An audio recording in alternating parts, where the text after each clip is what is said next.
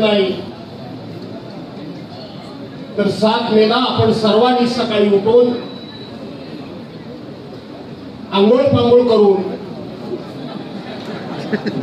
देवदेवतांना नमस्कार करून पूर्वजांचं स्मरण करून स्वतःहून उत्स्फूर्तपणे मतदान केंद्रावर जायचं आहे आणि आपले इंडिया आघाडीचे उमेदवार महाविकास आघाडीचे उमेदवार माझे ज्येष्ठ सहकारी शिवसेना नेते आणि विद्यमान खासदार यांना पुन्हा एकदा मतदान करण्याकरता म्हणून मतदान केंद्रावर जाऊन ज्या ठिकाणी तुम्हाला मशाल ही निशाणी दिसेल त्याच्या समोरचं बटन दाबून विनायक राऊत यांना लाखोच्या मतांनी विजय करा असा आग्रह आणि विनंती करण्याकरता म्हणून या ठिकाणी उभा आहे. हा आग्रह आणि विनंती करण्याकरता म्हणून या ठिकाणी उभा आहे. बांधवांनो भगिनीनो, प्रत्येक वेळी दर 5 वर्षाची येणारी निवडणूक ही निवडणूक काही ना काहीतरी नवीन मुद्दे घेऊन येत असतेच.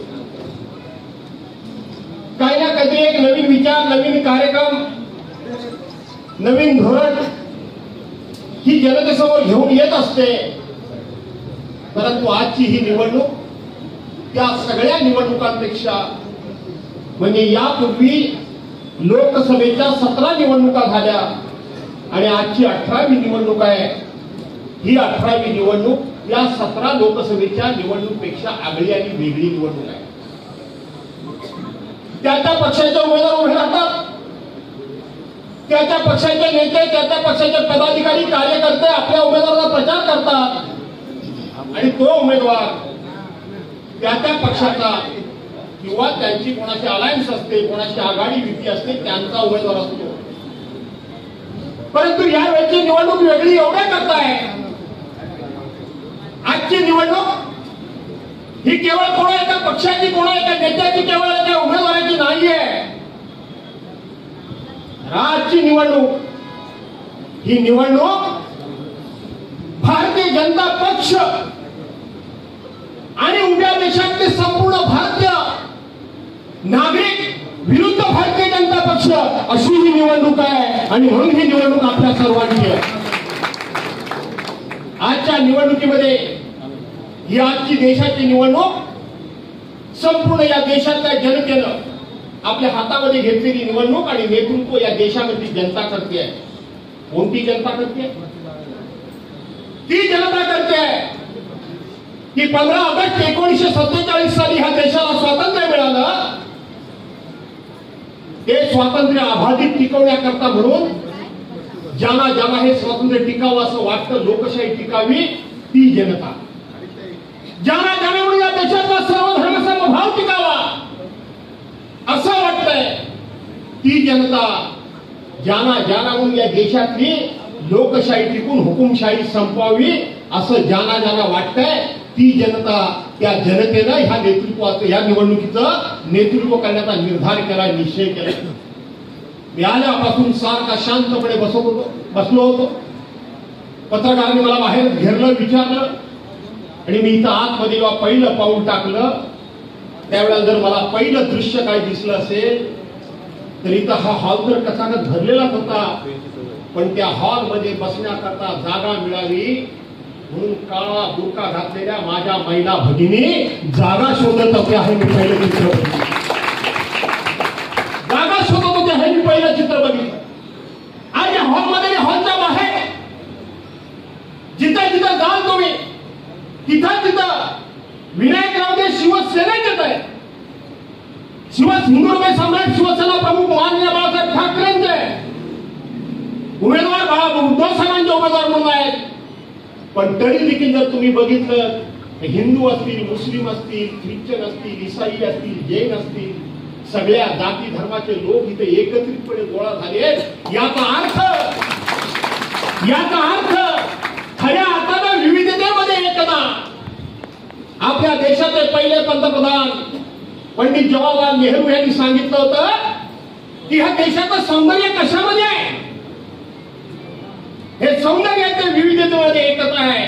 अनेक जाती धर्माचे, अनेक पंथाचे, अनेक पक्षाचे, अनेक बोली भाषेचे, अनेक चालीरीतीचे, अनेक पक्षाचे, अनेक रूढींचे या जगाच्या पाठीवरचा हा एकमेव देश आहे की ज्या देशामध्ये अनेक पक्षाचे लोक, अनेक जातीचे लोक, अनेक धर्माचे लोक, अनेक रूढीचे लोक, अनेक प्रथा परंपरेचे लोक एकत्रपणे गुण्या गोविंदानं नाचतात.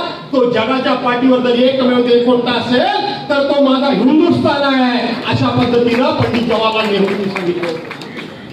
आणि ती विविधता, ती एकता, ती एकरूपता आणि तोच एकमेकाच्या प्रति विश्वास आज मला या ठिकाणी पाहायला मिळतोय.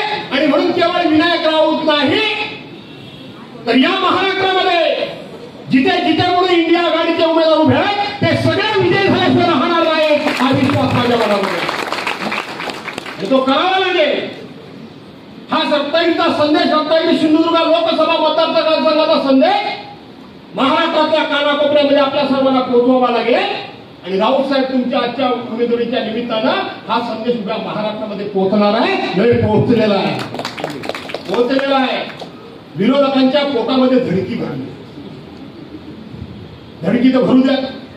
आमचे मित्र आणि आमचे सचिव वरुणजी सरदेसाई 2च मिनिटं बोलले, 3च मिनिटं बोलले, पण मारमीट बोलले. परवा पण तुमचं युवा सेनेचं भाषण बघितलं. आपली सगळी भाजपाची एकंदरीत कुंडलीच त्यांनी वाचून दाखवली. ती ओरिजिनल भाजपा आहे कुठे? त्यांनी धुळ्यापासून सुरुवात केली, ते सिंधुदुर्गाला टिकले. सगळे आहेत ते काँग्रेस, राष्ट्रवादी काँग्रेस आणि उद्धव साहेबांच्या शेलेतली माणसं घेऊन भाजपा चालतोय. आणि म्हणून उद्धव साहेब बोलतात तो बोलण्याचा मला अधिकार नाही. काय म्हणतात उद्धव साहेब भाजपला आणि काय म्हणतात? हा काय म्हणतात?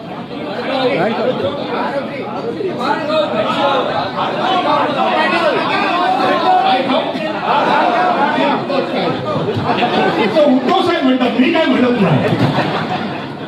असा हा पक्ष आहे. काय चाललंय काय राज्यामध्ये, चाललंय काय ह्या देशामध्ये?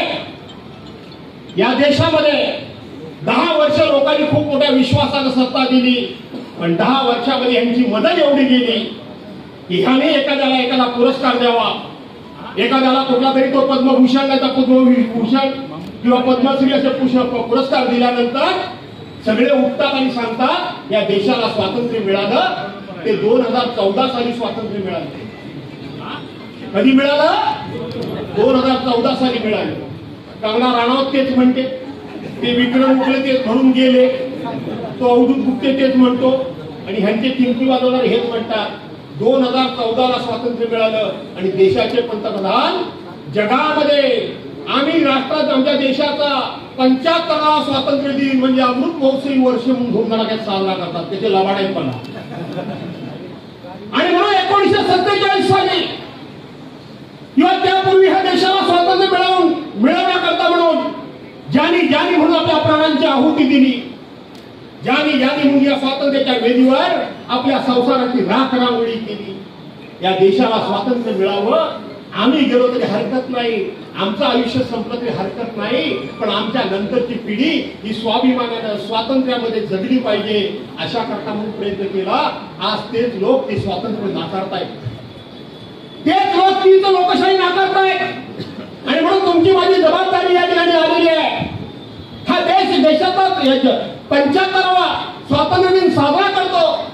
ते डॉक्टर बाबासाहेब आंबेडकरांनी दिलेली घटना, ती घटनाच संपुष्टात आणायचा निर्णय केलेला आहे. त्या घटनेचे तुकडे तर पाडलेच त्यांनी. त्या घटनेला पूर्णपणे एका बाजूला हात काप, नाक काप, डोळे काप अशा पद्धतीनं त्यांनी उद्योग चालवलेलाच आहे. ईडी घटनात्मक पद आहे, सीबीआय घटनात्मक पद आहे, न्यायालय घटनात्मक पद आहे, NIA घटनात्मक पद आहे, सुप्रीम कोर्ट घटनात्मक पद आहे, हायकोर्ट घटनात्मक पद आहे, विधानसभेचा अध्यक्ष घटनात्मक पद आहे. ही सगळी घटनात्मक पद फक्त नावाला ठेवले आहेत, पण त्याला पाहिजे तसं वापरायचं. याचा अर्थ घटनेचं अवमूल्यन करायचं, घटनेचा एक अधिकार हिरावून घ्यायचा, घटनेचा एक अवयव हा जणू कापूनच काढायचा, अशा पद्धतीचा उद्योग सुरू झालाय. आणि म्हणून आपल्याला सर्वांना 2-3 गोष्टी करण्याकरता म्हणून ही निवडणूक आहे. 2-3 गोष्टींकरता ही निवडणूक आहे.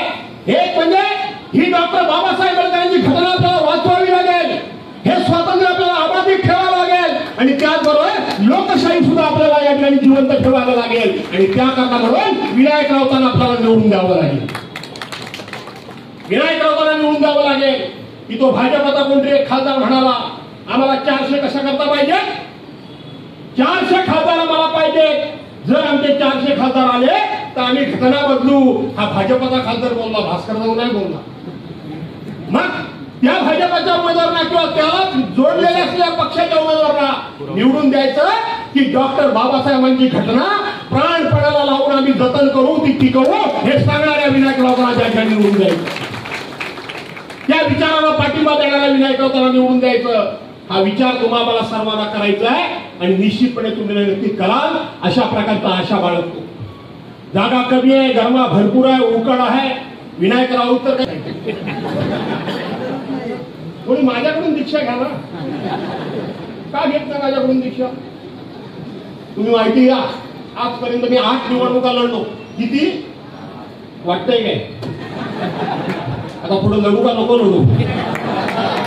आणि 8 निवडणुका लढलो. राऊत साहेब मोठेपणा नाही, नम्रपणे सांगतो, एकदा वरून जी उमेदवारी अर्ज भरताना फुल ताकदीने मी भरतो, प्रचंड ताकदीने फॉर्म भरतो.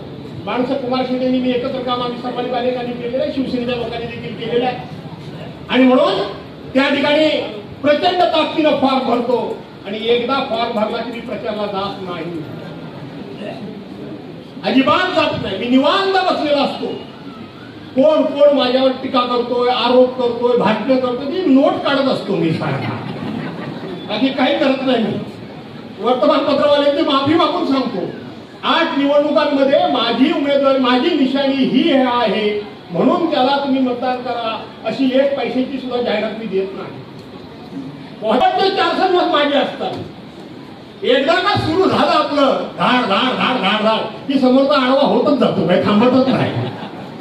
आणि तो अधिकार तुम्हाला आहे. निवडणूक आली म्हणून तुम्ही लोकांसमोर जात नाही आहात. मी तुमचं वर्णन करताना, तुमची ओळख करत असताना, तुमच्याबद्दल आदरानं बोलत असताना मी सांगितलंय की एखादा पंचायत समितीचा निवडून गेलेला सदस्य जेवढा फिरत नाही तेवढा माझा खासदार दिवस रात्र या मतदारसंघामध्ये. विनायक राऊतांच्याबद्दल टीका टिप्पणी माझं तर स्पष्ट मत आहे, अशा भेटल लोकांना उत्तर देण्याची गरज नाही. त्यांना एकच प्रश्न विचारा, अरे मी काय केलं तो याचा विचार मला माझी जनता विचारेल, मला नेता विचारेल, तू कोण आहे, तू काय केलंस ते पहिल्यांदा सांग. या जिल्ह्याकरता, या मतदारसंघाचा भारतीय जनता पार्टीला ही लागलेली खोड आहे.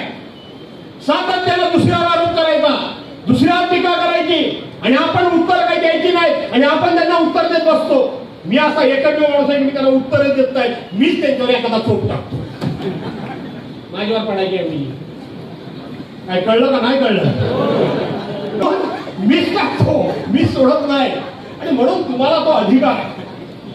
काय झालं त्या ठिकाणी 23 जुलै 2021 महापूर आला, तुम्ही घराघरात फिरला, होतं कोण? तिवऱ्याचं धरण फुटलं, तुम्ही घराघरातून फिरला, होतं कोण? हिच्या प्रकल्पाला विरोध पाठिंबा जो काही निर्णय असेल त्याच्याकरता घराघरामध्ये तुम्ही फिरलं, होतं कोण? लोकांच्या सुखदुःखामध्ये अडीअडचणीमध्ये होते ते फक्त विनायक राऊत होते. कोणीही बोल घेऊन नव्हते, कोणीही बोल घेऊन नव्हते. काय झालं त्यावेळेला? केंद्राचे मंत्री, राज्याचे माजी मुख्यमंत्री आमच्या कोकणामध्ये, चिपळूणमध्ये आले. एवढा मोठा महापूर झाला, टीका टिप्पणी आरोप करून गेले. 1 रुपया आणला असला तर जाहीर करा, चौकात उभ्या उभं राहून भास्कर जाऊ माफी मागेल. 1 रुपया आणला असला तर आणण्याचं काम शिवसेनेच्या आणि आमच्या आघाडीच्या आमदारांनी आणि खासदार विनायक राऊतांनी केलेलं आहे. हे विसरून चालणार नाही. कुठं होता कोरोनाच्या काळामध्ये तुम्ही? कुठं विश्वास का नाही तुम्ही? त्या कोरोनाच्या काळामध्ये लोक मरत होती, त्यावेळेला महाराष्ट्र सरकारचे नेते म्हणून, महाविकास आघाडीचे नेते म्हणून उद्धव साहेबांच्या नेतृत्वाखाली विनायक राऊत काम करत होते. तुम्ही कुठे होता? तुम्ही कुठेही नव्हता. आणि म्हणून विनायकजी राऊत आपला वेळ कोणाला तरी उत्तर देण्याकरता वाया घालवू नका. जमलं तर मला सांगा. उद्धव साहेबांनी सांगितलंय 400 पार वगैरे काही नाही.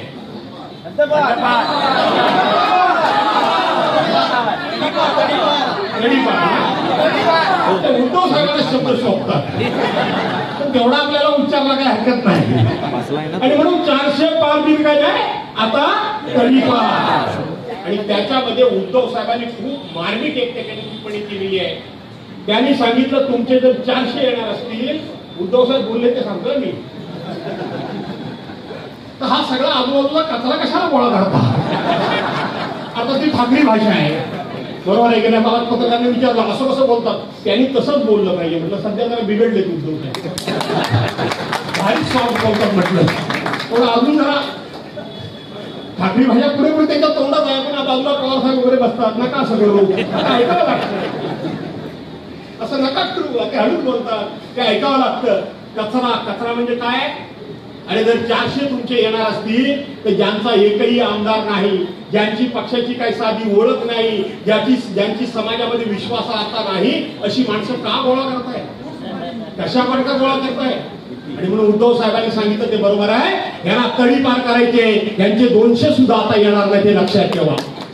काय करायचे? आणि म्हणून ज्यांनी महागावले वाढवले, आता काय करा? आता तुम्ही मशाल प्रज्वलित करा, मशाल पेटवा. मी प्रज्वलित म्हणतोय, मशाल पेटवा, हातामध्ये घ्या आणि एकच काम करा की ज्यांनी 15 लाख रुपये दिले नाहीत त्यांना करायचं तडीपार. काय करायचं? ज्यांनी महागावडी वाढवली त्यांना काय करायचं? ज्यांनी इथे या ठिकाणी बेकारांना नोकऱ्या दिल्या नाही त्यांना काय करायचं? आणि कोण विनायक राऊतांच्या विरोधात बोलतात त्यांना काय करायचं? करायचं ना? सगळे अशा सगळ्या जाती धर्माचे लोक तुम्ही एकत्र आलेला, हा विश्वास कायम टिकवा. शिवसेना ही कधीच कुठल्या जातीपातीच्या धर्माच्या विरोधात धमकी विचारते, कधीच नव्हती. शिवसेनेला कुठल्याही पक्षाचा जातीचा धर्माचा द्वेष केला नाही. जी भूमिका असेल ती रोखठोक, जी हिंदूंना न्याय होता तोच मुस्लिमांना होता, तोच बौद्धांना होता, तोच जैनांना होता, तोच त्या ठिकाणी ख्रिश्चनांना होता. सगळ्या जाती धर्माला एकाच चष्म्यातलं बघण्याचं काम जर कोण करत होतं तर ती शिवसेना करत होती. 19 जून 1966 साली शिवसेनेची स्थापना हिंदुत्व सम्राट शिवसेना प्रमुख मान्य बाळासाहेब ठाकरे यांनी केली. आणि त्यावेळेला त्या पक्षाच्या स्थापनेच्या वेळेला तिथं स्टेजवर व्यासपीठावर कुठल्याही देवदेवतांचे फोटो नव्हते, कुठल्याही देवदेवतांचे फोटो नव्हते. फोटो फक्त एकच पुतळा होता, तो म्हणजे छत्रपती शिवाजी महाराजांचा पुतळा होता. छत्रपती शिवसेनेने कुठल्याही जाती धर्माचा द्वेष केला नाही. ज्या छत्रपतींना जाऊन जवळ 400 वर्ष झाली, 400 वर्षानंतर सुद्धा जर प्रश्न कोणी विचारला की राजा कसा असावा, तर छत्रपती शिवाजी महाराजांसारखा असावा, अशा पद्धतीने उद्गार येतात. तीच शिवनीती, तोच शिवन्याय आणि तीच शिवकार्य पद्धती, नीती शिवत अर्थनीती हिंदू हृदय सम्राट शिवसेना प्रमुख मान्य बाळासाहेबांनी राबवली आणि माननीय उद्धव साहेबांनी देखील तीच राबवली. या महाराष्ट्राचे मुख्यमंत्री काही अपवादात्मक परिस्थितीमध्ये माननीय उद्धव साहेब झाले, पण कुठल्या जाती धर्माचा द्वेष केला असं एक उदाहरण सांगा. कारण शिवसेना मानते ती छत्रपती शिवाजी महाराजांच्या विचारांना मानते आणि म्हणून तोच विचार घेऊन आज शिवसेना चाललेली आहे. उमेदवार विनायक राऊत असले तरी ते तुम्हा सर्वांचे